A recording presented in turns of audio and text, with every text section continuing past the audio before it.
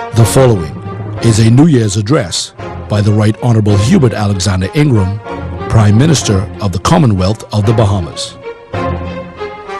My fellow Bahamians, on behalf of my colleagues in government, my wife Dolores, and on my own behalf, I extend to you and your family warm wishes for a blessed and happy New Year. I also extend these wishes to visitors to our country and to those listening to this broadcast overseas, especially Bahamian students and public officers in the service of the Bahamas. As has been my custom, I wish to report to you on our national accomplishments and challenges during the past year. I wish also to give you a broader sense of the direction of our Bahamas in 2012. There's a famous quote of which many are familiar. The poet John Donne reminds us, "No man is an island, entire of itself. Every man is a piece of the continent, a part of the main." Not only are we connected to one another by bonds of family, friendship, and faith, we must also place the days and decades of our lives in the context of our life journey. Likewise, as a nation, we must place 2011 and 2012 in the fuller context of world events.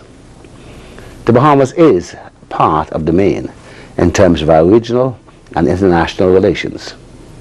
We are linked to the continents of the world by history and culture, as well as by our commercial and economic relationships. We continued last year to feel the impact of the international economic crisis of 2008.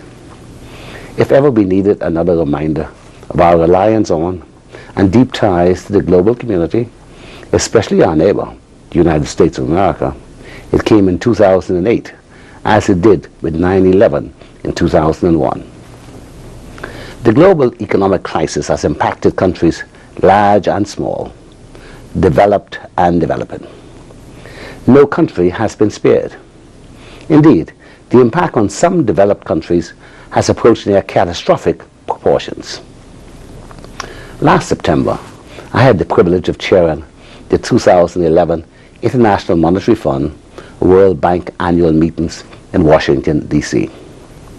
At that time, I spoke with various heads of government and finance ministers from every region of the world about the long-term impact of what is now being called the Great Recession. I spoke also with some of the world's leading economic and financial experts. I came away from those meetings with two overall impressions. Firstly, we are a fortunate and blessed country, and secondly, we are on the right track in terms of our response to the worst economic crisis in the lifetime of the overwhelming majority of Bahamians. Despite the severity of the global economic crisis on the Bahamas, we are still a most fortunate country. During my travels overseas to represent the Bahamas, I was struck by the number of leaders who informed me of the high number of civil servants laid off in their respective countries over the past 4 years. I am very pleased to say that not a single civil servant in the Bahamas was laid off as a result of the global economic downturn. As a people, we should be rightly proud of this significant accomplishment during this most trying time of our national life. During this severe downturn, many countries slashed social assistance and social protection programs. But in the Bahamas, we increased social assistance, particularly for more vulnerable Bahamians. And we significantly strengthened social protections with the addition of 2 landmark benefits, an unemployment benefit and a national prescription drug benefit. My second impression, and indeed conviction, is that the Bahamas is on the right track. In saying this, I'm not suggesting for a moment that all is clear, nor my suggestion that there are no more difficult days ahead. What I do believe is that we are making significant and meaningful progress. Amidst continued economic challenges, there are improving economic prospects globally and here at home. In his year-end report for 2011, the President of the Inter-American Development Bank Luis Alberto Moreno, noted that the Latin American region is on the right path. He offered this note of caution and guarded optimism, which I believe can also be applied to the Bahamas and elsewhere in the Caribbean. Although we have reasons to feel good about what we have done, I want to emphasize that the task is not complete. The risks are there, and we still have a long to-do list for the region to strengthen its achievements and keep moving forward. Our worst enemy is complacency. To think we can lower our guard and diminish our drive for reform would be an unforgivable mistake. This is not a mistake my government will make.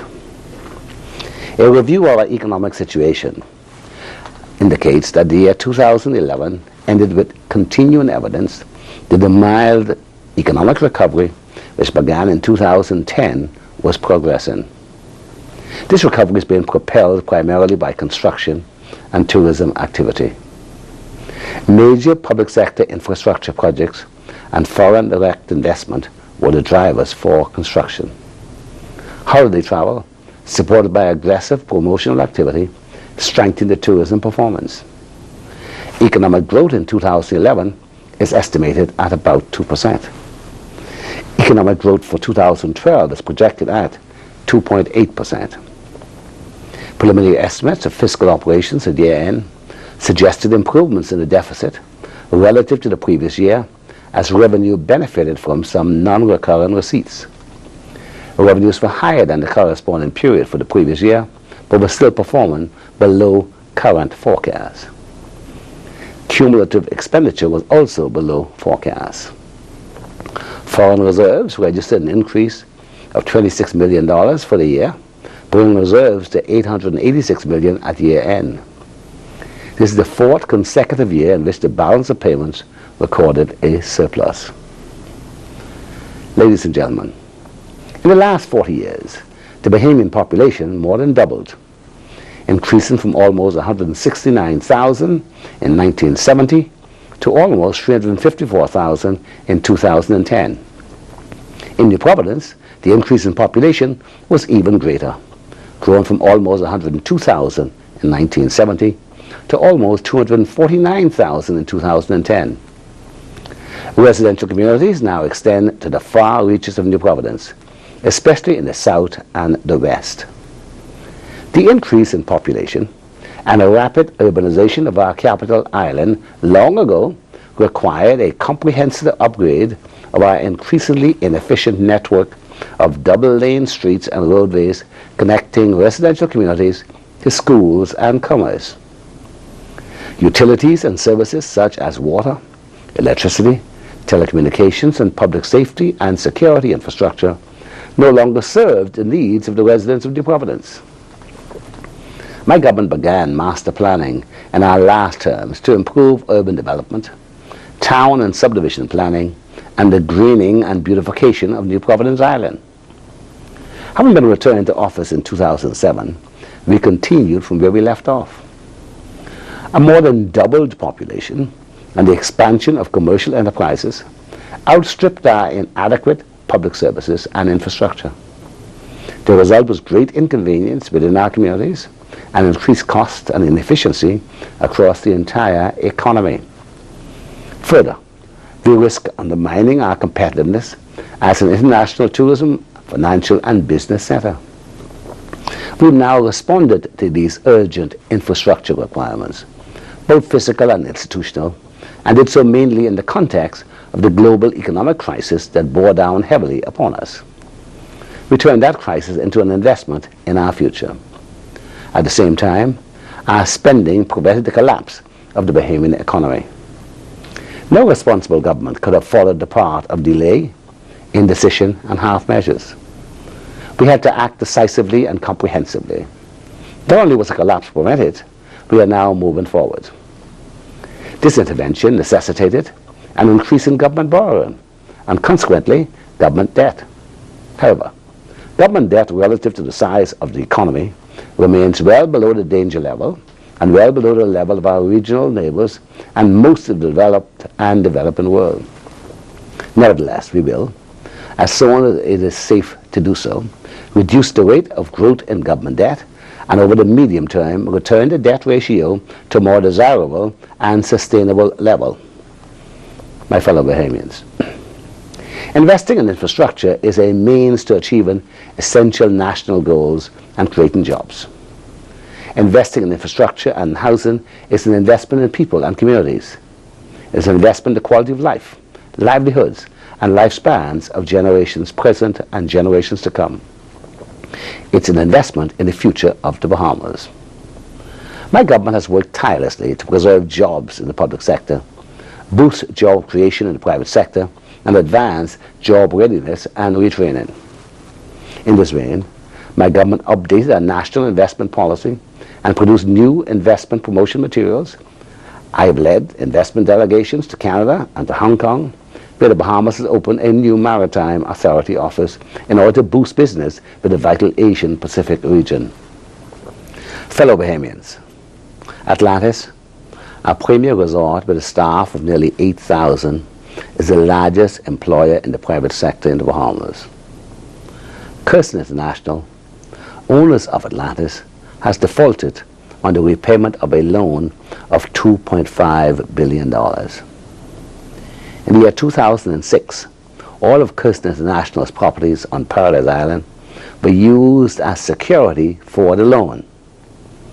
Some of the proceeds from that loan were used for developments on Paradise Island.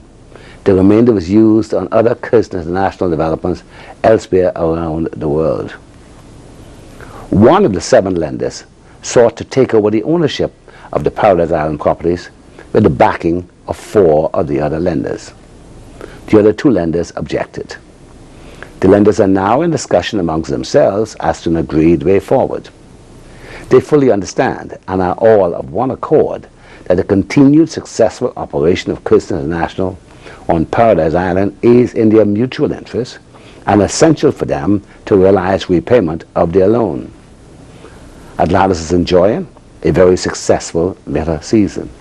Hence, notwithstanding any conclusion which the lenders may arrive at, all are interested in ensuring that the properties continue to perform well.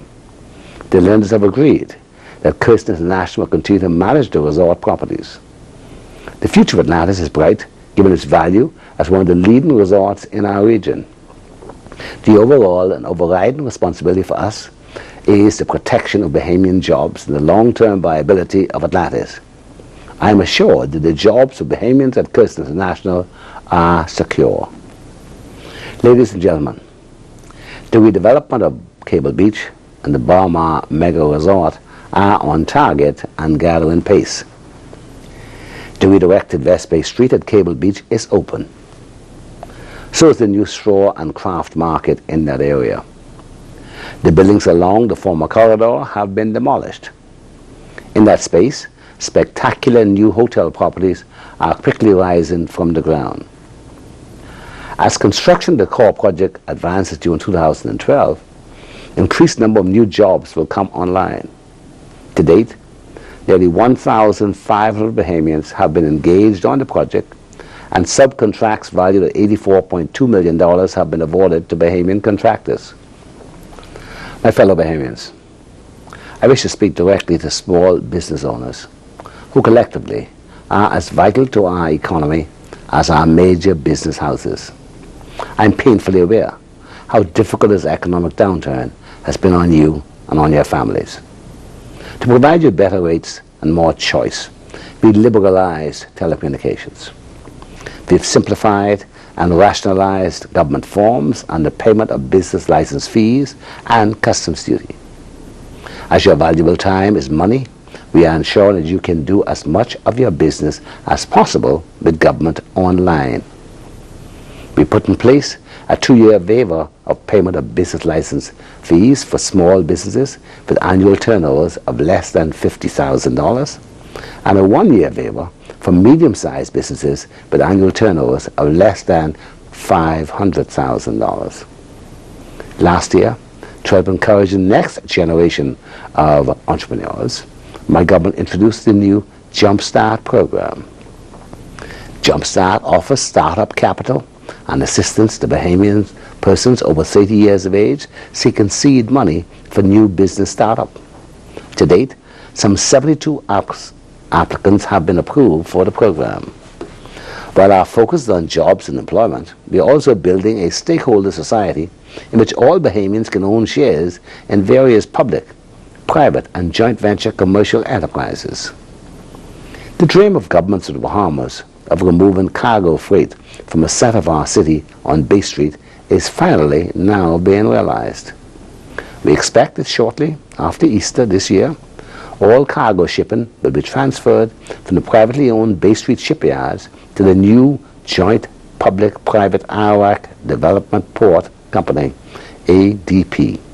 The port will operate in tandem with the new Customs Cargo Depot now nearing completion on Gladstone Road. This public-private sector enterprise is allowing us to transform a near monopoly for the few into greater opportunity for thousands of Bahamians. For the first time in our history, ordinary Bahamians can own shares in the lucrative shipping industry in the port of Nassau. In addition to the opportunities for the individuals, Bahamians will also be able to invest through various associations such as pension funds, credit unions, and the National Insurance Board. This year, Bahamians will also be able to buy shares in the new privatized BTC. The opportunity for Bahamians from all walks of life to own shares in vital sectors such as shipping and telecoms at generous initial price offerings is a groundbreaking achievement in terms of national and economic development. My fellow Bahamians, your government is investing heavily in the redevelopment of our tourism amenities and the rebranding of our tourism product. Last year, the new U.S. departure terminal opened. It is phase one of a three-phase redevelopment plan for the Lynden Pinland International Airport.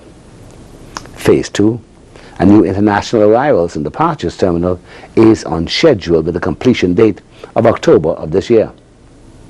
The completion of phase three, the new domestic terminal, is scheduled for November of next year. The new Airport Gateway Roadway project is now taking shape and is scheduled for completion in mid-2013. It will lead to the transformed Cable Beach by way of the Connector Road linking Gladstone Road to the new deviated West Bay Street. Further along, the Airport Gateway will connect with the New Providence Highway at the six-legged roundabout, which in turn leads to the new Sanders Beach Park along Bay Street, leading to the downtown Nassau and beyond to the Paradise Island bridges and the eastern end of New Providence.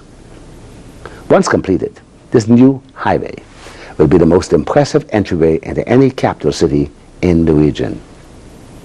I recently noted that the redevelopment and transformation of our historic capital city is gathering pace. This will make downtown Nassau the most attractive of such city centers in the region for both Bahamians and for millions of annual visitors. 380,000 new airline seats have been added from major tourism markets into the Bahamian destinations, giving us more non-stop connections to more destinations in the Bahamas than ever before.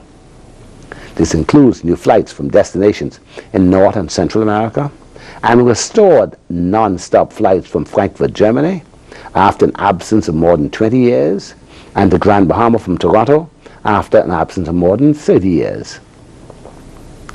The government of the Bahamas is now set to undertake one of the more comprehensive and ambitious initiatives in our history to enhance aviation.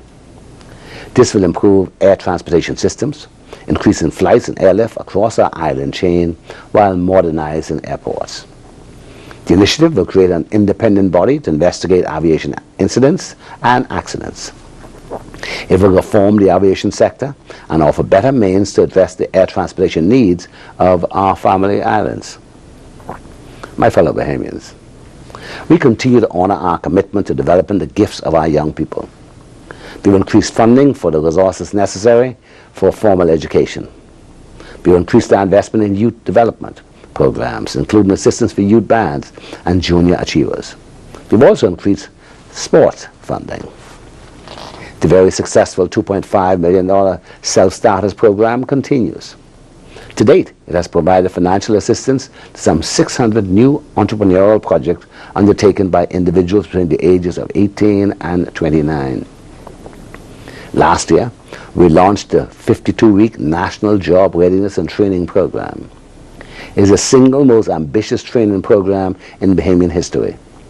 The 3,000 Bahamians enrolled in this initiative across the Bahamas are acquiring new skills. We fully expect that many of these young persons will gain permanent employment at the completion of the program. Indeed, I'm delighted that a number of participants have already secured permanent employment at businesses enrolled in the program. My fellow Bahamians, we are of the conviction that we have successfully navigated our country through the severest global economic crisis in the lifetime of most of us. Indeed, the Bahamas is moving briskly towards recovery and greater vitality. But just as we face down an international economic crisis, not of our own making, we must beat back a domestic challenge for which we are all responsible. This challenge is a pattern of criminal behavior that so gravely distresses us all.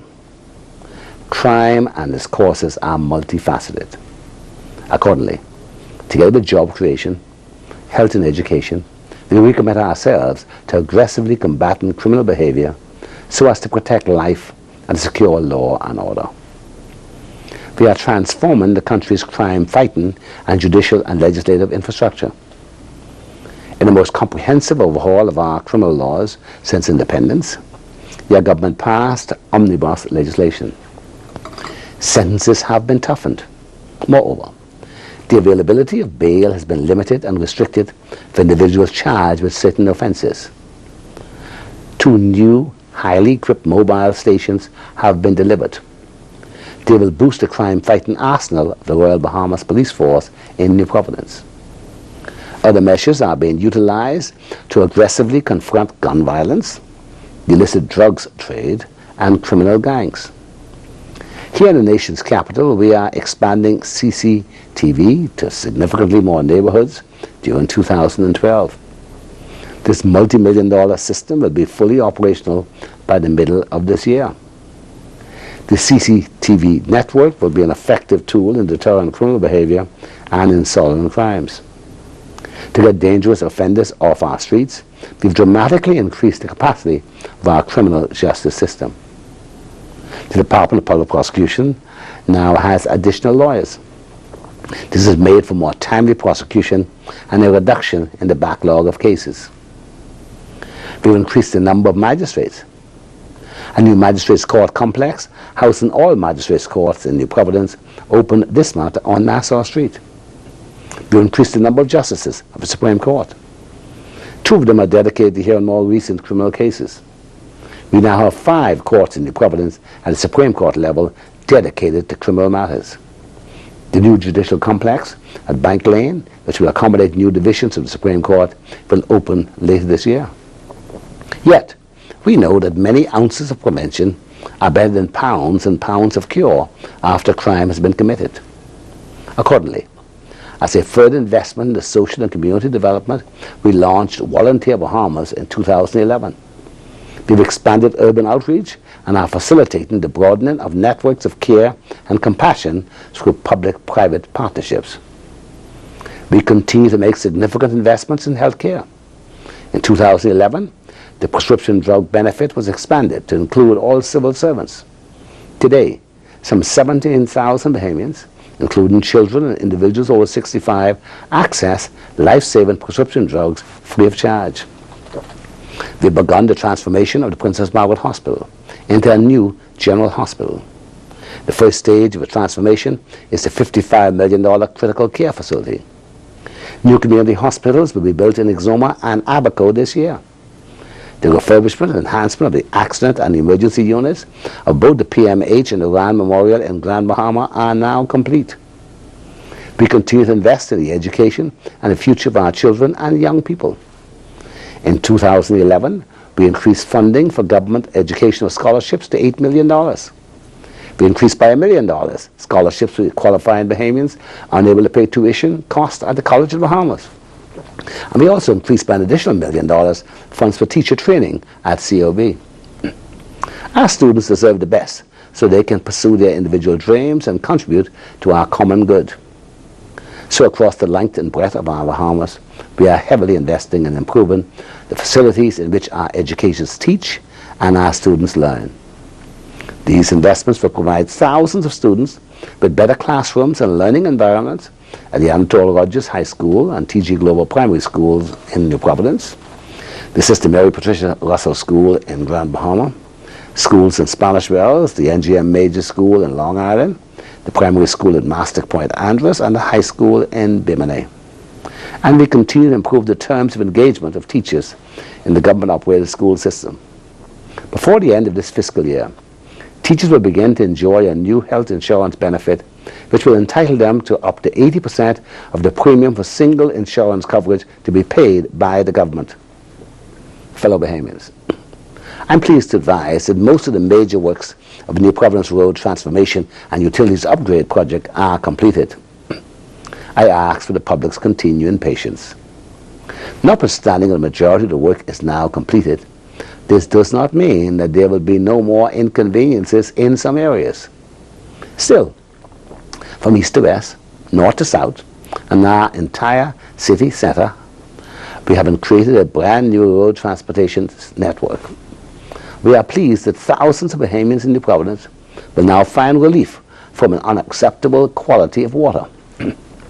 The improved quality of water in terms of pressure, reliability, and health benefits will further enhance the quality of life. I again thank you for your patience and apologize on behalf of the government of the Bahamas for delays, inconveniences, and disruptions. Despite these challenges, we believe that in the end, it will be well worth the sacrifice. Soon we will have among the most modern networks of roads and ground transportation corridors in our region. With the new and refurbished roads, let us agree on rules for the road, including paying greater attention to traffic laws and greater civility and courtesy. New state-of-the-art traffic lights are being installed. Please heed them.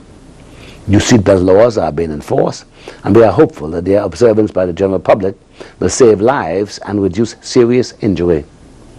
Do not drink and drive. The lives you save may include those of your own family and friends, someone you've never met, as well as your own. We've undertaken a deliberate program of roadside enhancement. I ask that all of us act so as to keep our roadways beautifully landscaped roundabouts and medians clean, green, and pristine. These highways and byways belong to us all. As a country, we've made significant investment in them in terms of public funds and sacrifices by some in the private sector, as well as by motorists and pedestrians. My fellow Bahamians, investment in infrastructure so as to improve the lives of our citizens was not confined to New Providence. Extensive roadworks, public utility upgrades, and construction of new public accommodations were also carried out around our family of islands. 2 multi-million-dollar government administrative office complexes, one in Grand Bahama and the other in Abaco, will be opened in a matter of weeks. A $9 million upgrade at the Rand Memorial Hospital, including 2 state-of-the-art operating theaters, were completed in Grand Bahama.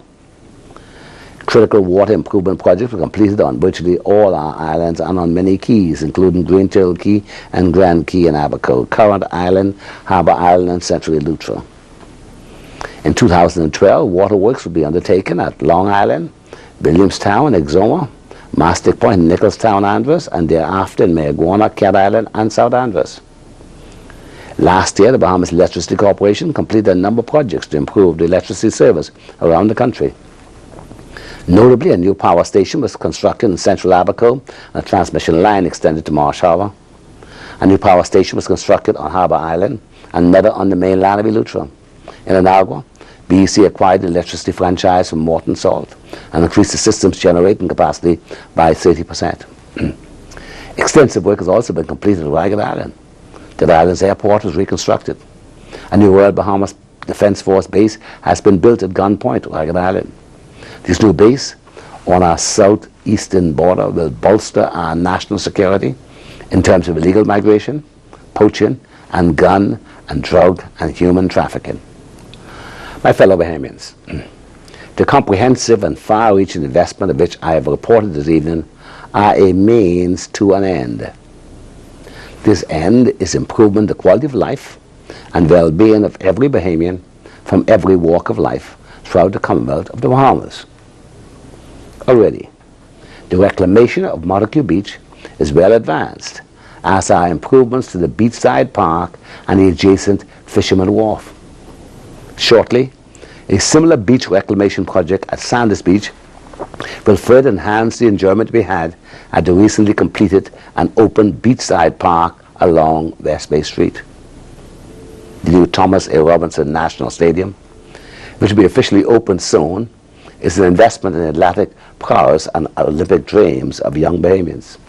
It is the linchpin and forerunner of the transformation of the Queen Elizabeth Sports Centre into a world-class athletic facility which will enhance the Bahamas as a sports power, as a greater venue for sports tourism.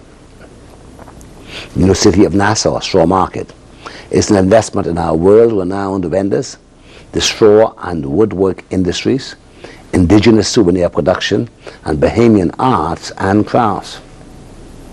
The dredging of Nassau Harbour, at a cost of some $52 million, has brought in hundreds of thousands of new cruise passengers. This is vital infrastructural work to secure the livelihoods of our taxi and tour drivers, hair braiders, straw vendors, wood carvers, and businesses downtown and throughout New Providence. The great promise of the Commonwealth of the Bahamas is an island chain of extraordinary resources and possibilities. Our great task and mission is to turn this promise into opportunity. In order to achieve the sustainable development of our family islands, we must together spur local initiative on each island, entice residents of New Providence to return to the islands, and attract domestic and foreign direct investment. In this great national ambition, we are doing the strategic planning and making strategic investments in critical infrastructure across the islands, keys, and settlements of the entire Bahamas. Over the past several years, and markedly during the past year, these investments have amounted to hundreds of millions of dollars spent to improve the quality of life of Bahamians. These comprehensive investments in our family islands are being made in hospitals and clinics, schools and athletic facilities, roads in Acklins and North Andros, bridges in South Andros, airports in Abaco, seaports and docks in Long Island, North Eleuthera and Central Andros and Curran Island, and government administrative offices in Abaco and Grand Bahama, among other facilities. We are continuing to upgrade electricity and water supply, helping to cost the greater reliability of telecommunications, cable television, and internet services. During this year 2012, a port will be constructed in North Abaco. The bridge linking Little and Great Exuma will be restored. A bridge linking Little and Great Abaco will be constructed. The Deadman's Key Long Island Airport will be reconstructed and upgraded. Gymnasiums will be constructed in Abaco and Eleuthera. A new fire station will be constructed in Freeport, Grand Bahama. A cultural village built in 8 Mile Rock. And additional roadworks will be undertaken in San Salvador, Enagua, Mayaguana, Cat Island, North Andros, and Central Abaco. My fellow Bahamians, last year the Bahamas was impacted by Hurricane Irene, which is a major hurricane. Residents of Acklins, Crooked Island, Cat Island, Rum Key, Mayaguana, and Eleuthera were hit by Hurricane Irene as it cut apart through nearly all of our islands. Thankfully, we suffered no loss of life or serious injury. This year, we will go through one of the greatest rituals of our democracy. In the upcoming general election, you, the Bahamian people, will decide who will have the privilege of leading our Bahamas over the next 5 years. When we look around the world, we realize how fortunate we are that our elections will be free and fair. Our airwaves are opened and accessible. Last year, election laws were updated and modernized. For the first time in our history, Bahamian students and public officials living overseas will be able to vote. Also this year, we are inviting foreign observers to be present to witness the conduct of our elections.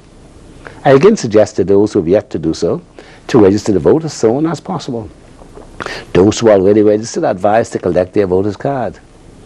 I close tonight by reminding you of the 2 convictions I shared with you at the beginning of this broadcast. Despite the severe economic shock of 2008, and the challenges of tomorrow, we are a fortunate country, and we are moving in the right direction. So I say to you tonight that as a people, we can rightly feel a spirit of gratitude for the many blessings of our Creator. Let us build on this spirit of gratitude with the spirit of hope let us do so in grateful acknowledgement of the many blessings and the promise of our beautiful and bountiful Bahama land. It is with this grateful hope and with God's guidance that we look forward to a bright future. I thank you for listening. Good evening, and again, Happy New Year to all. The proceeding was a New Year's address by the Right Honorable Hubert Alexander Ingram, Prime Minister of the Commonwealth of the Bahamas.